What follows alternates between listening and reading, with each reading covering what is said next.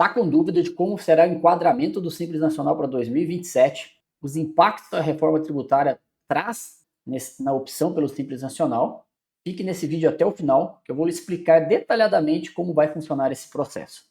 Se você tem dúvida do como ficará o IBS e o CBS no Simples Nacional em 2027, vou te demonstrar agora, com base na norma do Comitê Gestor Nacional do Simples Nacional, quais são essas regras de opção de tributação para 2027 que estão previstas. Então, o primeiro ponto que a gente vai ter de atenção aqui, que eu vou fazer uma revisão, o que é o IBS e o CBS? Então, é importante a gente entender o que é IBS e o que é CBS. Então, o CBS nada mais é que ele vai substituir os impostos do PIS, COFINS e PIS.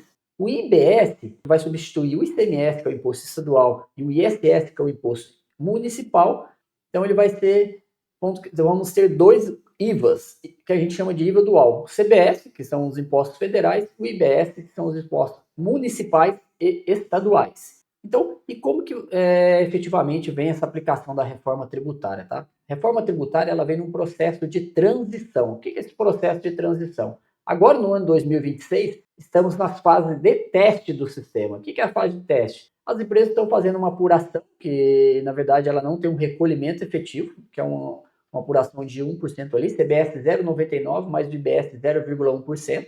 E a partir de 2027 a gente entra na implantação efetiva dessa reforma tributária. O que é essa reforma tributária? O que muda em 2027? Então, 2027, efetivamente, a gente deixa de ter aí, pensando em CBS, a gente já deixa de ter o PIS e o COFINS. Então, a gente entra com ele já em vigor em 2027. Tá? Então, a gente vem num processo de transição até 2033, é onde efetivamente faz essa transição total. Então, 2027, que é o próximo ano, efetivamente, a gente vai ter um impacto no PIS, COFINS e uma parte de questão de IPI também, que deixa de ser recolhido.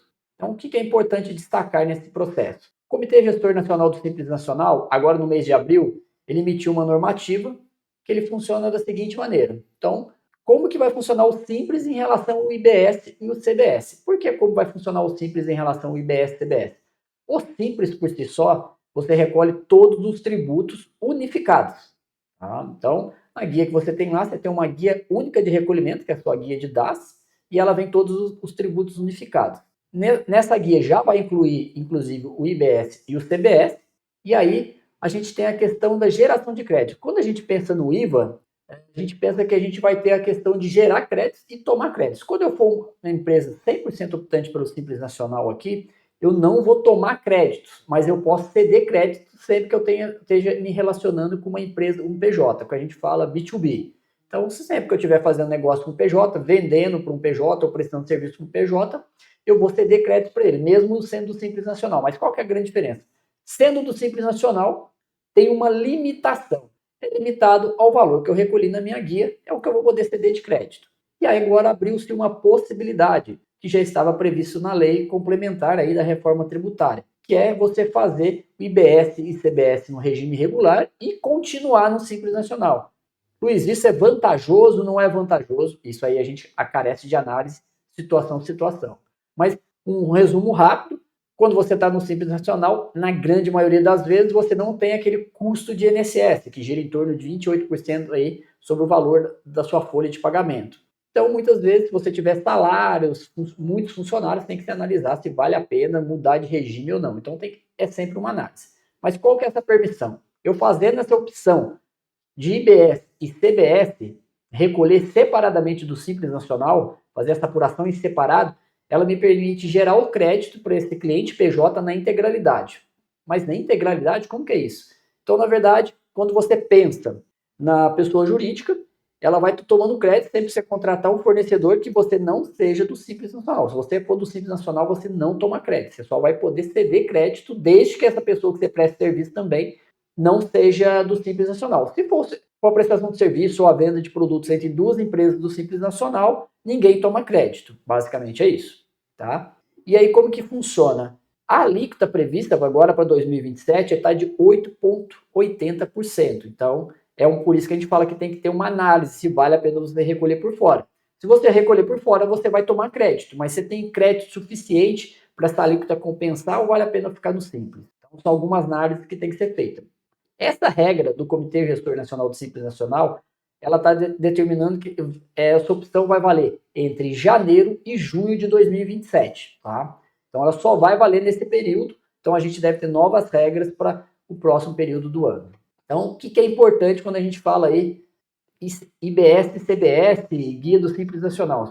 Eu trouxe até um modelo de uma guia do Simples Nacional que ela discrimina todos os impostos que você recolhe. Então, você recolhe lá o IRPJ, Imposto de Renda, Contribuição Social, PIS, COFINS, INSS, ICMS e ISS. Então, basicamente, você vai substituir COFINS e PIS, ICMS e ISS. Em 2027, só vai ser substituído o COFINS e o PIS. Então, quando a gente fala, se você recolher por fora, esse COFINS e PIS que você paga na guia do Simples Nacional, ele deixa de existir aqui e você vai fazer um recolhimento à parte desses impostos, né? Que eles mudam de nome também aí por causa desse IVA.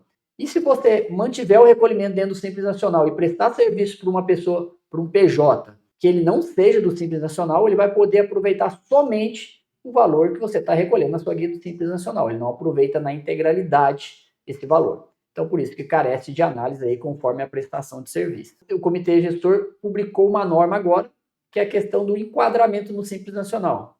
Luiz, eu já sou enquadrado no Simples Nacional, eu preciso fazer enquadramento novamente? Não precisa fazer enquadramento, salvo se você sofrer algum processo de exclusão nesse decorrer, que há necessidade de você fazer esse enquadramento novamente. Então, esse enquadramento é para o ano de 2027. Então, se eu quero mudar de regime, eu estou aqui no lucro presumido real, quero ir para o Simples Nacional. Então, essa opção eu vou fazer no mês de setembro, entre 1º de setembro a 30 de setembro, não havendo nenhum impedimento. Quando a gente fala impedimento, o que é? Não tem imposto em atraso, não tem nenhuma declaração em aberto, não devo nada aos órgãos federais, municipais e estaduais. A opção ela é realizada e concedida de forma automática pela Receita Federal. Aí, essa opção que você vai fazer em setembro, ela começa a valer em janeiro. Mas como a gente tem um lapso de tempo aí razoavelmente grande para janeiro, se você nesse meio do caminho desistir dessa opção do Simples Nacional, não, Luiz, eu quero permanecer aqui no lucro presumido, eu não quero me reenquadrar no Simples, você vai ter até 30 de novembro para pedir o cancelamento. Então, você vai poder pedir esse cancelamento dessa opção, até 30 de novembro. Passou esse prazo, a opção se torna definitiva a partir de janeiro. Então, o que a gente está recomendando? A questão de opção, exclusão do Simples. Muita atenção, que a Receita Federal agora no mês de março notificou milhares de empresas sobre pendências, né, no Simples Nacional, que tinham pendências até dezembro de 2025, para regularização em até 90 dias após a ciência. Então, se você recebeu essa notificação de exclusão do Simples Nacional, não regularizou esses débitos, você com certeza vai ser excluído do Simples para 2027. Então, você vai ter que regularizar esses débitos para tentar novamente a inclusão em setembro. Então, muita atenção a isso também. Então, junto a isso, se abriu uma opção aqui também do Simples Nacional, né, que a gente está falando. Então, cancelamento indeferido. Outro ponto importante. Luiz, fiz o pedido em setembro, tive o pedido indeferido. Você tem 30 dias para regularizar as pendências, resolver todas as pendências, para fazer a inclusão automática no Simples Nacional após esses 30 dias. E qual que é a diferença agora? Nessa resolução do Comitê Gestor Nacional, do Simples Nacional, também saiu a opção de tirar o IBS e CBS do DASA, que a gente está falando inicialmente. Vou recolher por fora o IBS e CBS com uma alíquota prevista de 8,8%, a gente vai aguardar essa alíquota definitiva. E vai seguir a mesma regra. Ele vai ter validade para o período de janeiro a junho de 2027 e você tem que fazer a opção no mês de setembro também, do dia 1 de setembro ao dia 30 de setembro agora de 2026. Fazendo essa opção, recolhi por fora, tirei o IBS, CBS do DAS, recolhi por fora, eu vou gerar o crédito integral para quem eu prestar serviço que seja pessoa jurídica e também não seja uma empresa que seja do Simples Nacional, ele vai tomar crédito integralmente aí. E quem abre o CNPJ em outubro e dezembro? Aí muita atenção. Por que muita atenção? Você tem que fazer um estudo tributário, entender seu negócio antes de fazer a abertura do CNPJ. Por quê?